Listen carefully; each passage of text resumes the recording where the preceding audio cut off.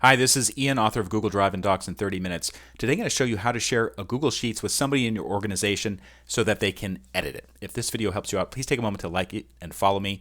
Let's get started. And by the way, this works in a Chromebook, it works in Mac OS, it works in a Windows PC. I only recommend that you use Google Chrome browser when you're opening the sheet. So here's the sheet, Q2 2023 transactions. I'm going to go to File, Share, Share with Others. This dialog pops up.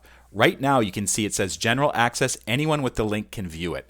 I want to change it so anybody in my company can edit it. So I'm going to change anyone with the link to I-30 Media Corporation, that's the name of my company, and then I'm going to change viewer to editor. And then I'm going to copy the link. Link copied. Now I can email it to somebody, I can send it in a Slack message, I could even use instant messaging to send it. One thing you should know, it says anyone in this group with the link can edit. That means they have to belong to the same company and they have to be logged into Google on that particular browser, Google Chrome or whatever, in order to take that particular action.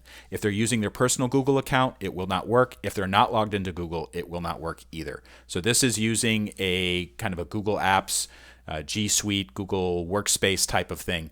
And if they're not logged in the right way, they will not be able to see this particular sheet or edit it. If this video helped you out, please take a moment to like it and follow me. And also, if you go to in30minutes.com, you can learn more about the book Google Drive and Docs in 30 Minutes. It also covers Google Sheets. It's currently in its 3rd edition. Thank you so much for watching.